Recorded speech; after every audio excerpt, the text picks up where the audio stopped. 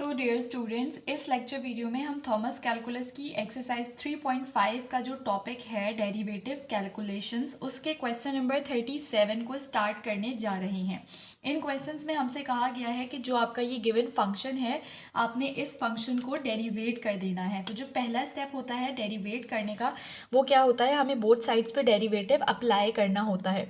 अब क्योंकि यहाँ पर वेरिएबल t है तो मैं क्या लगाऊंगी, d/dt लगाऊंगी बोथ साइड्स पे। तो ये हो जाएगा d/dt of q is equals to d/dt of इस फंक्शन का, जो कि है साइन, और इसका एंगल क्या गिवन है हमें, t/√t+1। ठीक है, अब हमने फर्स्ट स्टेप कर लिया जिसमें हमने डेरिवेटिव अप्लाई कर लिया। अब हमें इसको डेरिवेट करना है। तो अगर हम अपने फंक्शन को गौर से देखें तो हमारे पास जो फंक्शन है वो है साइन का। तो साइन का डेरिवेटिव होता है कॉस ऑफ द फंक्शन, और उसके बाद फिर जो आपका एंगल होता है उसको भी आपको डेरिवेट करना होता है। तो अगर मैं इसको आपको लिख के दिखाऊं, साइन का डेरिवेटिव होता है कॉस, कॉस के साथ ये वाला फंक्शन आ जाएगा जो कि है t/√t+1, जिसको आप बेसिकली एंगल कहेंगे क्योंकि ये साइन का एंगल है। ठीक है, उसके बाद फिर d/dt ऑफ एंगल, जो एंगल है उसको भी डेरिवेट करना है। तो ये हो जाएगा t/√t+1। ठीक है, तो ये अगर आपको फॉर्मूला याद है साइन के डेरिवेटिव का, तो आपको ये स्टेप समझ में आ गया होगा। अब नेक्स्ट आपने क्या करना है, नेक्स्ट आपको इस वाली टर्म को एज इट इज लिखना है, इसको डेरिवेट करना है। तो मैं लिख लेती हूँ cos t/√t+1।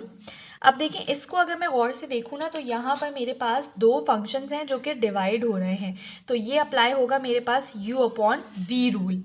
तो u/v रूल के अकॉर्डिंग अगर मैं फॉर्मूला लगाऊं तो वो क्या होता है, नीचे सबसे पहले इस तरह से लाइन आती है, नीचे आता है v का स्क्वायर, यानी कि √t+1 के ऊपर आ जाएगा होल स्क्वायर, फिर आ जाता है v एज इट इज़, यानी कि √t+1 as it is, d/dt किसका आएगा, u का, u है हमारे पास t, फिर आता है minus u as it is, यानी कि t एज इट इज़, और d/dt हमारे पास किसका आएगा, v का, v क्या है हमारे पास, √t+1, जिसको मैं लिख सकती हूँ t+1 की पावर हाफ। ठीक है, इस तरह से लिख सकती हूँ। तो ये हमने क्या किया, u/v रूल अप्लाई कर लिया। अब हमें इसको डेरिवेट करना पड़ेगा दोबारा से। तो हम यहाँ पर लिखेंगे cos t/√t+1। उसके बाद फिर देखें यहाँ पर है, डेरिवेट करें आप लोग, तो ये √t+1 एज इट इज़ आया, इसका जो डेरिवेटिव आएगा d/dt ऑफ t का, वो आएगा 1। तो आपने इसको 1 से मल्टीप्लाई कर लेना है, फिर minus t as it is. इसको अगर आप डेरिवेट करें तो इसके ऊपर, क्योंकि हाफ जो है वो पावर है, तो इसके ऊपर हमारे पास क्या अप्लाई होगा, पावर फंक्शन।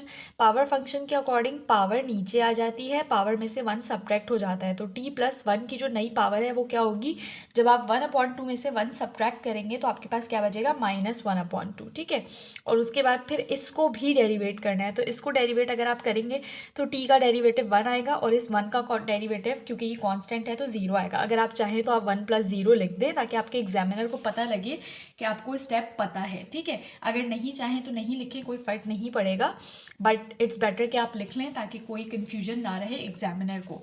सही है, उसके बाद फिर डिनोमिनेटर आपने एज इट इज़ लिख लेना है। डिनोमिनेटर को हम किस तरह लिख सकते हैं, देखें, ये स्क्वायर इस रूट को कैंसिल आउट कर देगा, तो मैं सिंपली लिख सकती हूँ t+1। ऐसा ही है, सही। इसके बाद अब नेक्स्ट स्टेप हम करेंगे। नेक्स्ट स्टेप हमारा तकरीबन हो चुका है, हमें सिर्फ और सिर्फ सिंप्लीफिकेशन करनी है। तो देखें, हम लिख लेंगे cos t/√t+1। इसको मैं थोड़ा सही से लिख लूँ। अब यहाँ पर आप सिंप्लीफिकेशन करें तो ये हो जाएगा √t+1, ये 1 इससे मल्टीप्लाई हो गया, फिर ठीक है, फिर माइनस ये हो जाएगा t/, इसके छोटा सा लिख लेती हूँ, t/, इसके नीचे देखें ये 2 है, और इसको अगर आप डिनोमिनेटर में लेके चले जाएं तो ये पावर पॉजिटिव हो जाएगा, यानी पॉजिटिव हाफ हो जाएगा, which is equals to √t+1। ऐसा ही है, सही है। और उसके बाद फिर इसके पूरे के डिनोमिनेटर में क्या है, हमारे पास t+1 है। सही है, अब हम क्या करेंगे, अब हम एक स्टेप कर लेते हैं।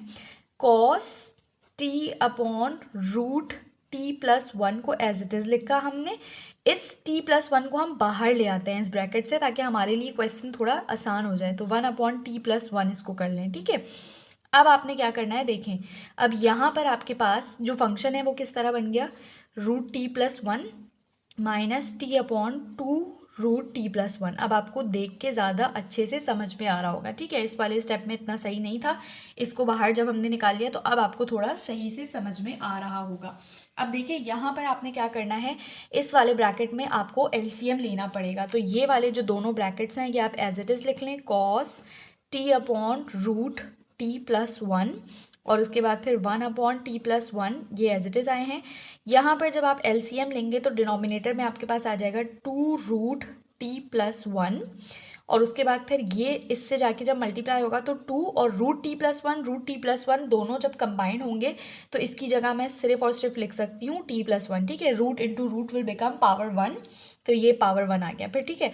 और फिर माइनस ये वाली टर्म जब यहाँ जाके मल्टीप्लाई होगी तो ये दोनों एक दूसरे को कैंसिल आउट कर देंगे और आपके पास सिर्फ और सिर्फ t बच जाएगा। ऐसा ही है, सही है। ये तो सिंपल मैथमेटिक्स थी, ये तो आपको खुद आनी चाहिए। अब आपने क्या करना है, थोड़ा सा मज़ीद सिंप्लीफाई कर लेना है। तो cos T upon root t+1 as it is आया।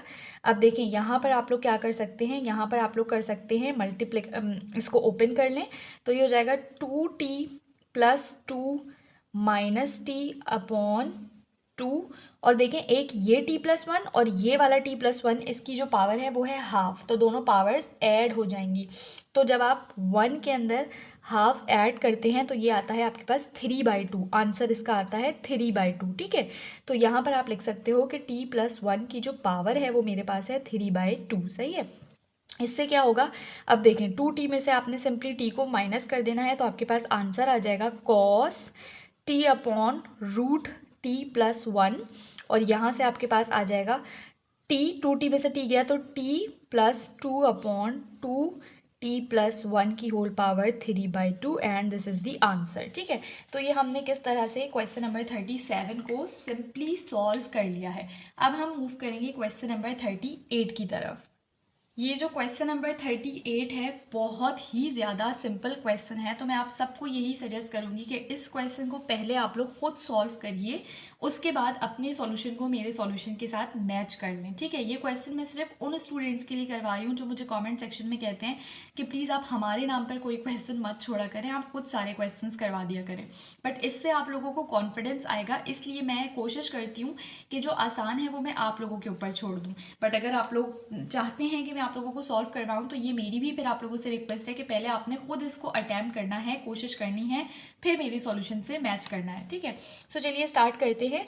सबसे पहला स्टेप जो होता है वो आपका होता है बोथ साइड्स पे डेरिवेटिव अप्लाई करना अकॉर्डिंग टू वेरिएबल। तो यहाँ पर वेरिएबल जो है वो t है, तो हम लिख सकते हैं d/dt of q is equal to d/dt of cot sine t upon t, ठीक है।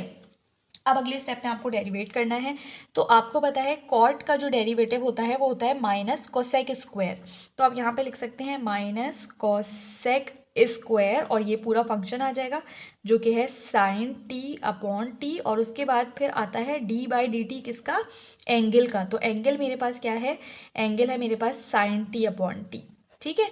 अब इसको भी डेरिवेट करना है, तो अब नेक्स्ट स्टेप में इसको जब मैं डेरिवेट करूँगी उससे पहले आप देखें ये दोनों जो मेरे पास टर्म्स हैं ये आपस में मतलब डिवाइड हो रही हैं, तो इसके ऊपर u upon v rule apply हो जाएगा, ठीक है।